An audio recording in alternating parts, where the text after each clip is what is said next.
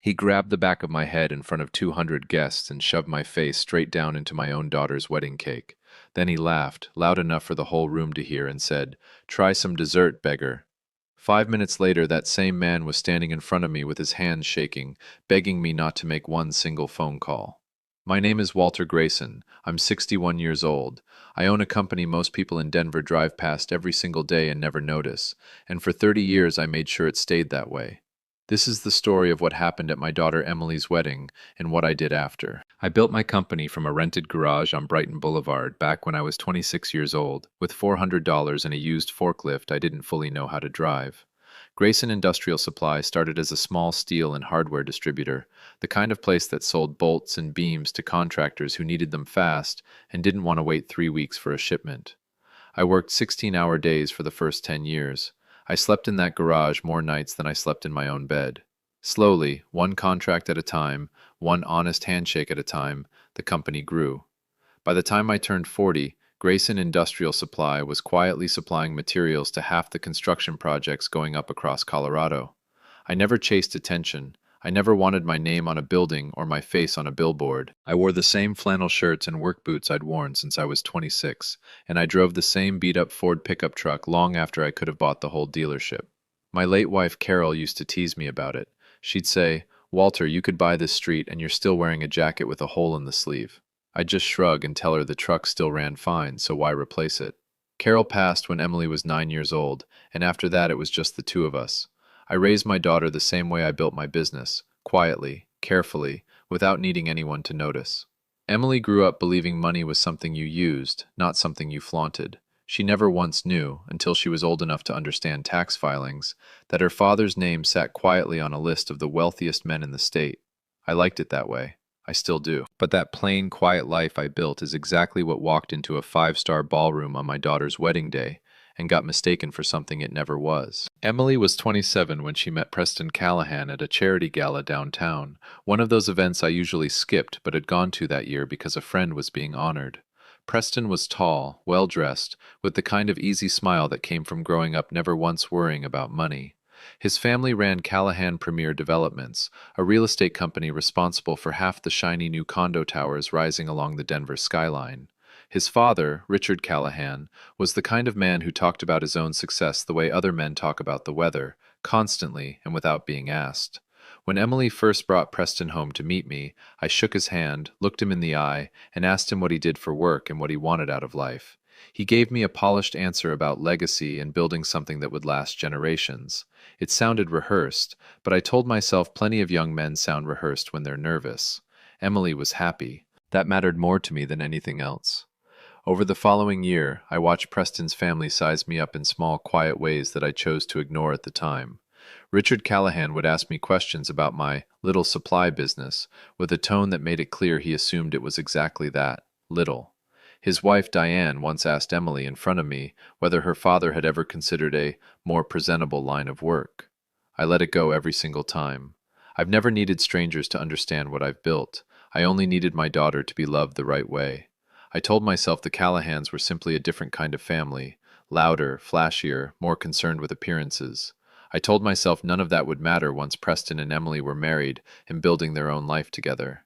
I was wrong about a lot of things that year, but I was most wrong about how far Preston was willing to go to make sure everyone in that ballroom knew exactly where he thought I belonged. 3 months before the wedding, the two families had dinner together at a restaurant in Cherry Creek that Richard Callahan picked specifically because he knew the owner. I showed up straight from a site visit at one of our supply yards, wearing jeans and a work jacket because I hadn't had time to change. The moment I walked in, I caught Diane Callahan's eyes flick down to my boots and back up again, the kind of look that doesn't need words attached to it. Richard made a joke early in the dinner about how he hoped Emily had a good job lined up, in case things with the family business didn't work out for her, glancing at me the entire time he said it. Preston laughed along with his father. Emily's hand found mine under the table and squeezed it, her way of telling me she noticed too, and that she was sorry. I squeezed back and said nothing, because I've learned over 61 years that the men who need to announce their worth loudest are usually the ones least sure of it. Near the end of that dinner, Richard leaned across the table and asked me directly what I did, since Emily had apparently never given him a straight answer. I told him the truth, plainly. I said I ran a supply and distribution company and left it exactly there, the same way I always did with strangers who hadn't earned more detail than that. Richard nodded slowly, the kind of nod that says a person has already decided you're beneath their attention, and changed the subject to his newest development downtown, a 40-story tower he said was going to define the Denver skyline for the next 50 years. I listened, ate my dinner, and thought about how a man that certain of his own importance rarely stops to wonder who's actually paying for the steel holding his tower up. I had no idea, sitting at that table, just how true that thought would become in a few short months. I only knew that dinner left a cold feeling in my chest that didn't go away for days. The morning of the wedding, I woke up at 5, same as I do every day, and drove my old Ford pickup to the Aspen Grand Hotel, where the ceremony was being held. I could have hired a car. I could have shown up in a suit that cost more than most people's mortgage payments. I chose instead to wear the same charcoal gray suit I'd worn to Carol's funeral 13 years earlier, because it was the one piece of clothing that still felt like it belonged to the man I actually was. When I pulled into the hotel's circular drive, a young valet in a red vest took one look at my truck, one look at me, and told me the guest parking was around back near the loading dock. I didn't argue. I parked where he pointed and walked in through a side entrance past stacks of folding chairs and empty catering carts, past staff setting up centerpieces, until I found the ballroom where my daughter was getting ready to walk down the aisle. Emily looked at me in that dress, and I felt something in my chest tighten in a way I hadn't expected, a mixture of pride and grief, because Carol should have been standing right there beside me watching our daughter get married. Emily hugged me tight and whispered that she was nervous, and I told her the only thing a father can tell his daughter in that moment, that she looked exactly like her mother, and that whatever happened next, I was proud of the woman she'd become. The ceremony itself went smoothly. Preston stood at the altar looking confident and rehearsed, the same way he'd looked the very first day I met him. 200 guests watched Emily walk down that aisle, and for those few minutes, standing beside my daughter, I let myself believe that whatever coldness the Callahans carried toward me didn't matter, because the day belonged to Emily, not to me, and not to them. I had no idea the reception would prove me wrong within the hour. The reception moved into the grand ballroom around 6 in the evening, chandeliers overhead, round tables dressed in white linen, a live band playing something soft, while 200 guests found their seats. I sat near the back corner at a table with a few of Carol's old relatives, exactly where I preferred to be, quiet and out of the spotlight. Richard Callahan, on the other hand, worked the room like he was running for office, shaking hands, laughing loudly at his own jokes, making sure every guest knew this wedding was being hosted, in his words, the Callahan way. When it came time for toasts, Preston stood up with a microphone and thanked his parents first, praising his father's success at length, before finally turning to Emily. He said a few nice things about her, the kind of lines that sound good but don't mean much, and then, almost as an afterthought, he glanced toward my table and said, "And of course, we're glad Walter could make it tonight, dressed for the occasion as always." A ripple of laughter went through some of the tables near the front, the ones filled mostly with Callahan family and business associates. Emily's smile faltered for just a second before she caught herself and laughed it off, the way you do when you're trying to protect everyone else's feelings at once. I raised my glass along with the rest of the room and said nothing, because 35 years in business taught me that reacting to a small jab in public only hands the other man exactly what he wanted. What I didn't know yet was that Preston wasn't finished, and that a joke about my suit was about to turn into something far worse, something that would happen in front of every single person in that ballroom, right as the cake was being cut. After dinner, the staff wheeled out the 5-tier wedding cake, white with gold trim, exactly the kind of cake Emily had dreamed about since she was a little girl. The DJ called everyone's attention to the center of the room, and Preston and Emily stood behind the cake table together, hands wrapped around the same silver knife, cameras raised all around them. Richard Callahan had clearly had several drinks by that point in the evening, and Preston wasn't far behind him. As the two of them cut the first slice, Preston turned toward the crowd with a grin and made another comment, this one about how the Callahan family had spared no expense for the wedding, unlike, he said, glancing my way again, some families who show up looking like they wandered in off a construction site. A few guests laughed uncomfortably. Emily's face went pale, and she reached for Preston's arm to pull him back toward the cake, trying to move things along. I stood up from my table, not to make a scene, but simply to walk over and quietly ask if we could keep the focus on Emily for the rest of the night. That's when it happened. I don't fully know what came over him, whether it was the alcohol, the crowd egging him on, or something uglier that had been sitting under the surface the entire time I'd known him, but as I got close to the cake table, Preston reached out, grabbed the back of my head with one hand, and shoved my face straight down into the top tier of my daughter's wedding cake. The room went completely silent for one full second before people started gasping. Frosting covered my eyes, my nose, dripping down onto my suit jacket, and then, loud enough for every single one of the 200 guests to hear clearly, Preston laughed and said, "Try some dessert, beggar." I stood there for a moment, with cake frosting sliding down my face, and in that silence, I heard my own daughter's voice break as she screamed Preston's name. I wiped my eyes slowly with the back of my hand, giving myself a second to think instead of react, the same discipline that had gotten me through 35 years of hard business decisions. Somewhere near the front of the room, a chair scraped loudly against the floor as someone stood up fast. It was Harold Denning, a man I hadn't seen in almost 2 years, the president of First Colorado Trust, the bank that had financed nearly every one of Callahan Premier Development's major projects over the last decade. Harold and I had sat across from each other in dozens of financing meetings over the years, quiet meetings where nobody but the two of us and a handful of lawyers ever knew my name was attached to the paperwork. Harold's face had gone white. He pointed straight at me, his voice cutting through the stunned silence of the entire ballroom. "Do you people have any idea who that is?" he said, loud enough that even the band stopped playing. "That's Walter Grayson. He owns Grayson Industrial Supply. He's on the state's wealthiest list, and every single steel beam holding up your father's 40-story tower downtown came from his company." A wave of murmurs rolled through the room, guests turning to each other, phones coming out, someone near the back whispering the word billionaire, loud enough for it to spread table to table like a spark catching dry grass. I looked up through the frosting still clinging to my eyebrows and found Preston's face across the cake table. The color drained out of it completely, the confident grin gone in an instant, replaced by something closer to panic. He looked at his father. Richard Callahan stood frozen near the head table, his mouth slightly open, his champagne glass forgotten in his hand, finally understanding exactly what his son had just done, and exactly who he'd done it to. 5 minutes. That's all it took for the entire room to flip completely upside down. 5 minutes earlier, I had been the man in the cheap suit who wandered in off a construction site. Now I stood there, cake still dripping off my chin, and watched 200 guests go absolutely still, watching me the way people watch something they suddenly realize they misjudged badly. Richard Callahan pushed through the crowd toward me, his face flushed red, stammering apologies before he'd even reached me, his hands raised like he was trying to physically stop the moment from becoming any worse than it already was. "Walter, I am so sorry. He's had too much to drink. He didn't mean it. Please, let's step outside and talk about this like reasonable men." Behind him, Preston stood frozen at the cake table, his hand still hovering near the knife, looking at me the way a man looks at a bill he suddenly realizes he can't pay. Emily rushed to my side, grabbing napkins off the nearest table, wiping frosting from my face with shaking hands, tears streaming down her cheeks, repeating, "Dad, I am so sorry," over and over like it was her fault instead of her husband's.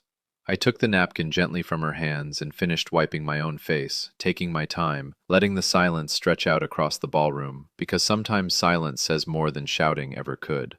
I looked at Richard Callahan first, then at Preston, and I said the only thing that came to mind in that moment, calm and level, the same voice I use when I'm closing a business deal worth more money than most people see in a lifetime. "Every single beam in your tower downtown, Richard, comes from my company. Every contract, every shipment, every discount I've quietly given your company over the past 6 years because your son was marrying my daughter." I paused, letting that land. "I think we need to talk, not tonight, tomorrow morning, at my office." I left the reception that night without finishing my daughter's wedding, which is one of the harder things I've ever had to do as a father. Emily walked me out to the parking lot, still in her wedding dress, mascara streaked down her face, apologizing the entire way, telling me she had no idea Preston had that kind of cruelty in him, that she was ashamed and heartbroken and didn't know what to do next. I hugged my daughter tight in that parking lot and told her the truth. I told her this wasn't her fault, that a man's true character always shows itself eventually, usually at the exact moment he thinks no one important is watching. I told her to stay at her own wedding, to be with her friends and family who loved her, and that we would talk everything through in the morning, once emotions had settled. I drove home that night in my old Ford pickup with dried frosting still stuck behind my ear, and instead of feeling angry, I felt something colder and steadier settle over me, the same feeling I used to get right before making a major business decision. Anger burns hot and fades fast.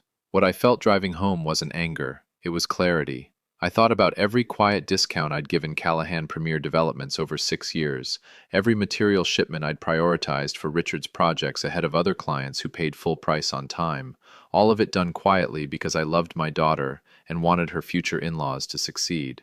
I thought about Harold Denning's face at the reception, about how deeply tied First Colorado Trust was to Callahan's financing, and about the 40-story tower downtown that Richard bragged about being his legacy.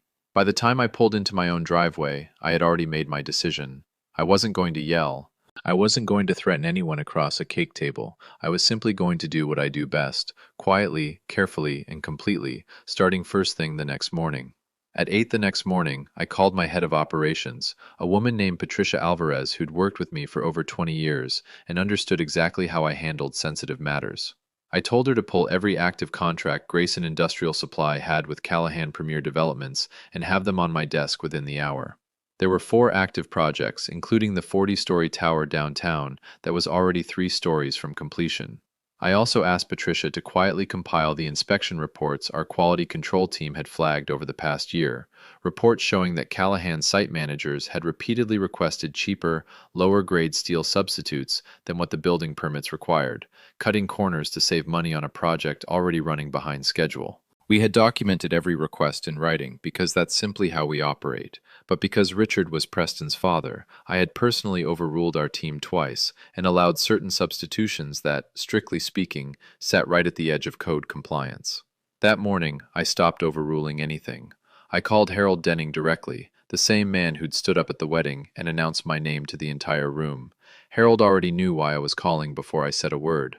"Walter, I've been expecting this call," he said. I told him plainly that Grayson Industrial Supply was terminating all active contracts with Callahan Premier Developments effective immediately, citing repeated material safety violations we could no longer justify overlooking. I told him our documentation would be made available to city building inspectors and to his bank's risk assessment team, since First Colorado Trust had financed all 4 projects and deserved to know exactly what their money had been quietly building. Harold went quiet on the line for a long moment before he simply said, "Understood. I'll pull our own review immediately." That single phone call, made calmly and without a hint of raised voice, set in motion something far bigger than a canceled contract. It set in motion the collapse of everything Richard Callahan had spent 30 years building his name around. Within 72 hours, city building inspectors arrived unannounced at the downtown tower site, working from Grayson Industrial Supply's documentation showing exactly which floors had received substandard steel reinforcement. The inspection shut the entire project down within a single day, red tags posted across 3 separate floors, construction halted indefinitely, pending a full structural review. First Colorado Trust froze the remaining construction loan the same afternoon, citing what their internal memo called material risk exposure inconsistent with original loan terms. Local news picked up the story by that Friday, a headline running across every Denver outlet asking hard questions about safety violations at one of the city's most anticipated new developments. Richard Callahan's phone, according to Emily, rang constantly for 3 straight days. Reporters, investors, city officials, all asking questions he had no good answers for. Word spread fast through Denver's business community, the same community where Richard had spent decades cultivating a reputation as a bold, can't-miss developer. Investors who'd backed his last 2 projects began pulling out of future deals entirely. A second bank that had extended a smaller line of credit to Callahan Premier Developments called their loan due in full within the week, spooked by the growing headlines. Within 10 days, Richard Callahan's company, the one he'd bragged about defining the Denver skyline for 50 years, was formally under investigation by the city and functionally frozen out of any new financing anywhere in the state. I never made a single public statement. I never gave one interview. I let the documentation, the inspectors, and the bank do exactly what they were designed to do when a company cuts corners and gets caught. Preston, meanwhile, according to Emily, had gone from confident and untouchable to barely leaving his apartment, watching everything his family had built collapse in real time, knowing the entire disaster traced back to one moment at a cake table that he could never take back, no matter how many times he replayed it in his head. 12 days after the wedding, Preston showed up at my office unannounced, without Emily, without his father, just him, wearing a wrinkled shirt and looking like he hadn't slept properly in a week. Patricia buzzed him through after he asked twice, practically begging, and I told her it was fine, since I'd already decided how I wanted this conversation to go. He sat across from my desk and started talking fast, apologizing for the wedding, blaming the alcohol, blaming stress, blaming his father's constant pressure to perform in front of guests, and then, finally, asking me directly if there was anything he could do to stop what was happening to his family's company. I let him finish completely before I said anything at all. Then I told him the truth, plainly, the same way I've told the truth to every business partner I've ever sat across from. I told him I hadn't shut down his father's company out of revenge, and I meant it. I told him I'd simply stop covering for safety violations that should never have been happening in the first place, violations that put construction workers and future residents at real physical risk just to save his father a few dollars per floor. I told him the humiliation at the wedding had shown me clearly what kind of man he actually was underneath the expensive suit, but it was the safety reports that told me what kind of company his father was actually running. Preston sat there, quiet, his hands shaking slightly in his lap, and for the first time since I'd known him, he looked like a man with absolutely nothing left to perform for. He asked quietly if I could at least tell the bank it was a misunderstanding. I told him no. I told him some things, once they're out in the open, can't simply be put back the way they were, whether it's a load-bearing beam or a marriage built on cruelty and appearances. He left my office that afternoon without another word, and I never saw him again after that day. Emily filed for an annulment 3 weeks after the wedding, once the full picture of the Callahan family's finances had become public knowledge, and once she'd had time to sit with what Preston had shown her in front of 200 guests. She came over to my house one evening, sat at my kitchen table where Carol used to make Sunday dinners, and told me she'd spent the past few weeks replaying every small moment from the past year, every joke at my expense she'd let slide, every uncomfortable comment from Richard and Diane she'd excused because she wanted her marriage to work. She said she finally understood that Preston hadn't slipped up that night at the cake table. She said the cruelty had always been there underneath, and the wedding had simply been the first time he felt safe enough to let it show in front of everyone. I told her I was proud of her for seeing it clearly, and that it takes real strength to walk away from something everyone expects you to hold on to, even when holding on to it is clearly hurting you. She asked me, quietly, whether I regretted staying so guarded about my own success all those years, whether things might have gone differently if the Callahans had known from the start exactly who they were dealing with.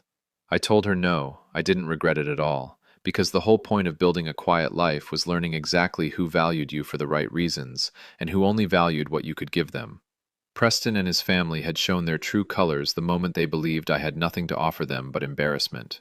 Emily nodded slowly, and for the first time in weeks, I saw something like relief settle across her face instead of grief. She told me she wanted to take real time for herself before thinking about dating again, and I told her that was exactly the right instinct, and that I would be there, quietly, however long that took. 6 months later, Callahan Premier Developments filed for bankruptcy, its assets sold off piece by piece to cover outstanding loans and settlements from the safety violations uncovered during the investigation. Richard Callahan's name, once printed proudly across billboards throughout downtown Denver, quietly disappeared from every project the company had left unfinished. I heard through mutual acquaintances that he and Diane had moved out of state entirely, starting over somewhere far smaller and far quieter than the life they'd built here. I never felt satisfaction watching it happen, only a steady sense that consequences had simply caught up to choices, the same way they always eventually do. Emily moved back closer to home that spring, taking a job at a nonprofit downtown, something meaningful to her that had nothing to do with money or appearances, and I watched my daughter slowly become lighter, more herself, the version of her I remembered from before Preston ever walked into her life. We started having Sunday dinners again at my kitchen table, just the two of us, the same table where Carol used to sit with us years ago, and Emily started laughing again in a way I hadn't heard in over a year. I still wear the same flannel shirts. I still drive the same old Ford pickup, though Patricia keeps threatening to buy me a new one for my birthday whether I like it or not. I never once regretted building a quiet life instead of a loud one, because a quiet life let me see exactly who was standing beside me for the right reasons, and who was only ever standing beside me for what they thought I couldn't give them. My daughter learned that lesson the hardest way possible, in front of 200 wedding guests and a slice of cake she'll never forget.